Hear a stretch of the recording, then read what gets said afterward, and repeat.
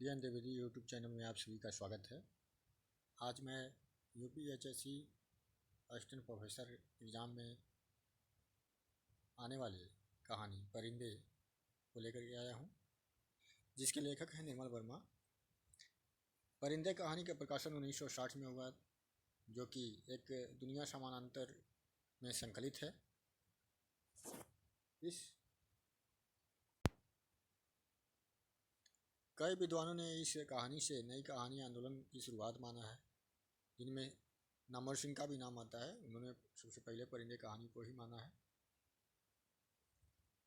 नई कहानी की शुरुआत यहीं से मानते हैं नामवर सिंह। अकेलेपन के जीवन को और अकेलेपन से जूझते हुए कई परेशानियों का जिक्र मिलता है इस कहानी में। यही कारण है कि इस कहानी का नाम परिंदे रखा गया है। कहानी लतिका नामक पात्र के इर्द गिर्द घूमती है, जहाँ वो अपने भूतकाल के जीवन से नव भर पाने की पीड़ा में चिंतित है और बेहद अकेली भी है। कहानी के पात्र हैं जो इस प्रकार हैं।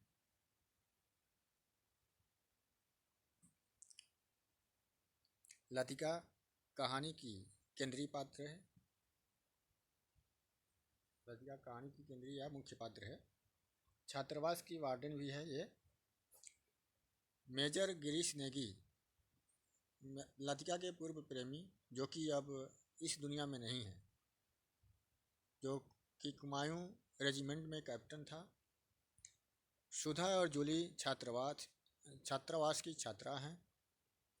करीमुद्दीन हॉस्टल का नौकर है, जो कि बेहद आलसी इंसान था। मिस ह्यूबर्ट लतिका को पसंद करते हैं। स्कूल में संगीत शिक्षक भी हैं।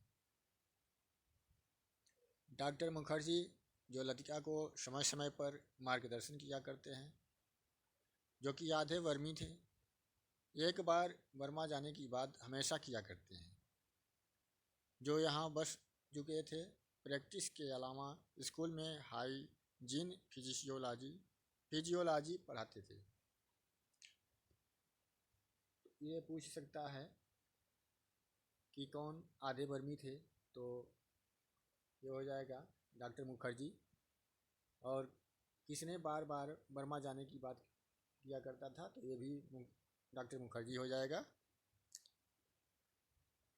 क्योंकि ये बर्मा के ही थे जो आकर के यहाँ बसे हुए थे। मिस वुड स्कूल की प्रिंसिपल थी और फादर एलमंड पादरी थे। परिंदे कहानी की समीक्षा देखते हैं। कहानी की शुरुआत छात्रावास के छुट्टियों के अंतिम दिन से होती है।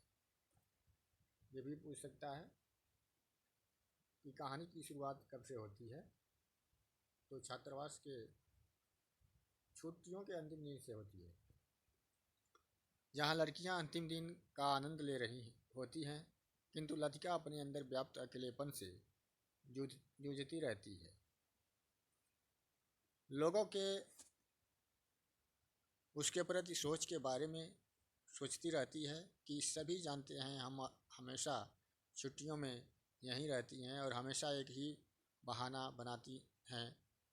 उसे उस छोटे से हिल स्टेशन की स्नोफॉल बेहद पसंद है, इसलिए वो घर नहीं जा रही। लतिका को डॉक्टर मुखर्जी और मिस ह्यूबर्ट अपने कमरे पर एक कॉन्सर्ट पर निमंत्रण देते हैं। वह मना करती है, पर फिर भी उसे आना ही पड़ता है। लतिका वहाँ जाकर भी खुद में ही खोई रहती है। सोचती है कि क्या वो बूढ़ी हो गई है, अपनी स्कूल की प्रिंसिपल की तरह। तभी उसे याद आया कि मिस ह्यूबर्ट का प्रेम पत्र, जो उसे कुछ महीने पहले मिला था, इससे उसे यह तसल्ली हुई कि वह अभी बूढ़ी नहीं हुई, अभी भी उसमें आकर्षण बाकी है। यह पूछ सकता है कि मिस ह्यूबर्ट ने किसे अपना प्रेम पत्र दिया था, तो ये लतिका को दिया था। डॉक्टर मुखर्जी भी अकेलेपन से ग्रस्त हैं और वह अपने बारे में कुछ भी किसी से बताते नहीं, पर बस कहते हैं कि वर्मा से आते वक्त डॉक्टर की पत्नी का देहांत हो गया था। डॉक्टर हमेशा बर्मा जाने की बात करते हैं। डॉक्टर के अकेलेपन का जिक्र इस वाक्य में होता है जो वह मिस्टर ह्यूबर्ट से कहते हैं, मैं कभी कभी सोचता हूँ इंसान जिंदा किस लिए रहता, क्या उसे कोई और बेहतर काम करने को नहीं मिला। हजारों मील अपने मुल्क से दूर मैं यहाँ पड़ा हूँ, यहाँ कौन मुझे जानता है, यही शायद मर भी जाऊँगा। ह्यूबर्ट, क्या तुमने कभी महसूस किया है कि एक अजनबी की हैसियत से पराई ज़मीन पर मर जाना काफ़ी खौफनाक बात है। ये महत्वपूर्ण कथन है, इसे आप ध्यान दीजिएगा। तो मिस ह्यूबर्ट से जो है मुखर्जी कहते हैं, डॉक्टर मुखर्जी ने मिस ह्यूबर्ट से कहा है ये बात। डॉक्टर लतिका और गिरीश नेगी के प्रेम प्रसंग के बारे में बताते हैं। गिरीश नेगी के साथ उसकी अंतिम मुलाकात के बारे में और उसके बाद उसकी मृत्यु हो जाती है। लतिका स्कूल के समारोह में गिरीश नेगी से वह अनकही बातें सोचने लगी जिन्हें वो कहना चाहती थी पर कभी कह नहीं पाई। डॉक्टर मुखर्जी लतिका को समझाने की कोशिश करते हैं, लेट द डेड डाई, मरने के वाले के संग खुद थोड़े ही मरा जाता।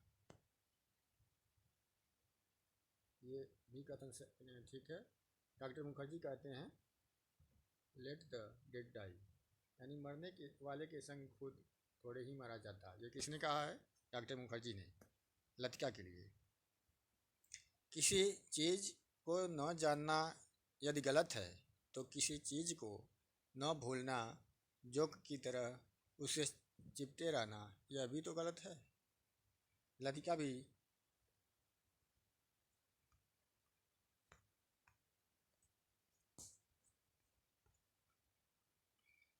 जोंक की तरह चिपटी हुई है। गिरीश की स्मृतियों से लतिका भी यह समझती है कि उसका अतीत उसे जीवन में आगे नहीं बढ़ी। वह क्या किसी को चाह सकेगी? इस अनुभूति के संग जो अब नहीं रही, जो छाया मंडराती रहती है, न स्वयं गिरती है और न उसे मुक्ति दे पाती है। वह आगे बढ़ना चाहती है, अतीत के बोझ से मुक्त होना चाहती है। आकाश में उड़ते परिंदों को देखकर सोचती है वह हमेशा अकेलेपन में घुटती रहती है और पुरानी यादों तले वह पुरानी यादों से मुक्त नहीं हो पा रही है। कहानी बीच बीच में पुरानी स्मृति में चली जाती है जिसमें लतिका और गिरीश के बीते दिनों की बातें होती हैं। लतिका पुरानी यादों के दुख से निकलना चाहती है किंतु उससे उसका कुछ छीना जा रहा हो ऐसा प्रतीत होता है। परिंदों का बेड़ा जो हर साल सर्दी के छुट्टियों के समय आता है और बर्फ़ के आने की प्रतीक्षा करते हैं जब वह वापस उड़ जाएंगे, उन परिंदों से अपने आप को डॉक्टर और ह्यूबर्ट से तुलना करती है। हम कहाँ जाएंगे? किसी चीज़ को न जानना यदि गलत है तो जानबूझकर न भूलना, हमेशा जोक की तरह उससे चिपटे रहना, यह भी गलत है। कहानी में बीते कल की पीड़ाजनक बातें को भूलकर आगे के जीवन को खुशी खुशी जीने की बात बतलाई गई है। किसी के न होने के गम में दुखी होकर ज़िंदगी को नीरस बनाने से बेहतर है अच्छी बातें को याद कर ज़िंदगी में आगे बढ़ें। ज़िंदगी कभी किसी के न होने के अभाव से ख़त्म नहीं हो जाती, बल्कि उसके बाद भी ज़िंदगी होती है। कहानी के अंत में लतिका को इस बात की समझ होती है, इसलिए वह जूली को उसके प्रेमी के पत्र उसके सिरहाने तले रख देती है कि सभी को ज़िंदगी जीने का हक है बजाय उदास रहने के। परिंदे कहानी अन्य कहानी से हटकर है जिसमें संवेदनापूर्ण स्थिति का यथावत चित्रण है, अत्यंत सशक्त और प्रभावोत्पादक शैली में किया गया है। यह पाठक पर अलग ही प्रभाव उत्पन्न करता है जो क्षणिक नहीं होता, पाठक को यह सोचने पर मजबूर कर देती है। इस तरह ये रही परिंदे कहानी की समीक्षा। ये आप लोग एक दो बार इसे अगर रिवीजन कर लेते हैं तो हमें लगता है कि इससे बाहर, अगर इससे क्वेश्चन पूछता है तो इससे बाहर नहीं जाएगा, आप लोग कर ले जाएंगे। आपको कैसा लगा इसका आप सुझाव दें। बहुत बहुत धन्यवाद।